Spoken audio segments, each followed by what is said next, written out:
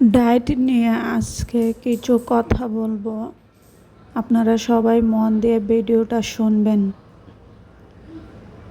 আপনার যখন বেশি ওজন হবে তখন আপনি নর্মাল ডায়েট করবেন, কারণ নর্মাল ডায়েট করলে শরীর সবসময় ভালো থাকে, অসুস্থ হয় না। আর আপনি যখন হার্ড ডায়েটে যাবেন 1 মাস 2 মাস করার পর আর তেমন একটা ডায়েট করতে পারবেন না, শরীর অনেক খারাপ লাগবে। তাই আমি সবাইকেই বলি, যারা নর্মাল ডায়েট করেন তারা সুন্দরভাবে ডায়েট করেন, এত তোড়জোড় দিয়ে ডায়েট করা দরকার নাই। আমি আস্তে ধীরে আমার ওজন কমিয়েছি। আমার ওজন অনেক ছিল, এখন আমি আস্তে ধীরে ওজন কমাইতে আমি 60 কেজির মধ্যে আসছি। সবাই যদি চান আমার ডায়েট চার্ট ফলো করতে, আমি ইনশাল্লাহ সবাইকে একসময় ডায়েট চার্ট দিব।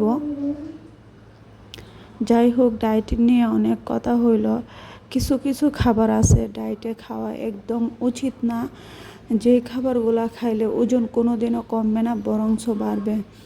যেমন চানাচুর, বিস্কিট, তারপর শর্ট দিয়ে দুধ, এরকম কিছু খাবার আছে আপনার ওজন একদম কমাবে না, মানে বাড়াবে। তাই যারা ওজন কমান তারা এই খাবারগুলো স্কিপ করবেন। স্কিপ করলে ওজনটা তাড়াতাড়ি কমবে। যাই হোক, আজকে আমি রান্না করলাম চিকেন বিরিয়ানি। আমি ভালোভাবে চিকেনটাকে ধুয়ে ম্যারিনেট করে রেখেছিলাম আধা ঘন্টা। পেঁয়াজ, রসুন, আদা বাটা দিয়ে সাথে হালকা একটু মশলা বাটাও দিয়েছিলাম, মানে মরিচ বাটা অল্প করে। তো আমি মাংসটাকে ভালোভাবে কষায়া তারপর আমি চাউলটাকে দিয়া একসাথে নাইরা চাইরা সুন্দরভাবে আমি আগে পানিটা ফুটিয়ে নিছি, তারপর আমি পানি দিয়ে দিছি। আমি ঘরোয়াভাবে রান্না করতে পছন্দ করি। আমি কোনো প্যাকেট জাতীয় মশলা ইউজ করি না। আমি নিজে হাতে ঘরোয়া মশলা তৈরি করি। এগুলা মশলা দিয়ে আমি বিরিয়ানি রান্না করি, রোস্ট রান্না করি।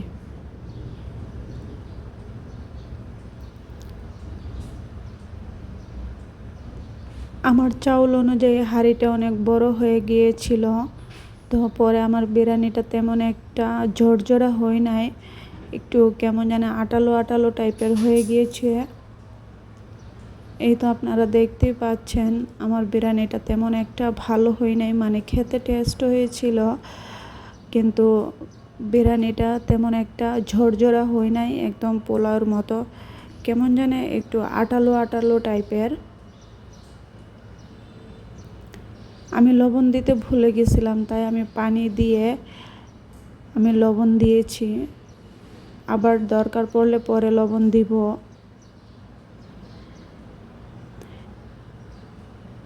এই তো আমার বিরিয়ানিটা মানে পানি শুকায়া একদম মানে হওয়ার পর্যায়ে চলে গেছে। আমি আবার বিরিয়ানির সাথে সবসময় আলু দিতে পছন্দ করি।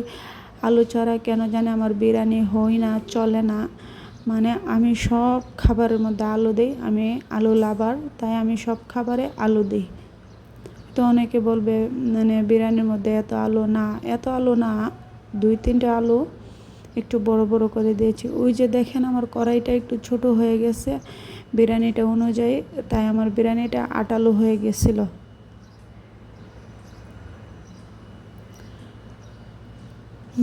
যারা আমার সাথে কথা বলতে চান, যোগাযোগ করতে চান ডায়েট নিয়ে, আমি তাদেরকে ইনশাল্লাহ পরামর্শ দিব। আমার ওজন যেহেতু আমি কমাইতে পারছি, আশা করি আপনাদের ওজনও কমাতে পারবেন। ধৈর্য ধরে লেগে থাকেন, দেখবেন এক সময় না এক সময় ওজন কমবে। একদম হতাশ হওয়া যাবে না, ওজন খুব সুন্দরভাবে কমবে। তাই আপনারা চেষ্টা করুন ওজন কমানোর জন্য, আর হেলদি উপায়ে ওজন কমাবেন। সবাই ভালো থাকবেন। এই পর্যন্ত আজকে, আল্লাহ হাফেজ।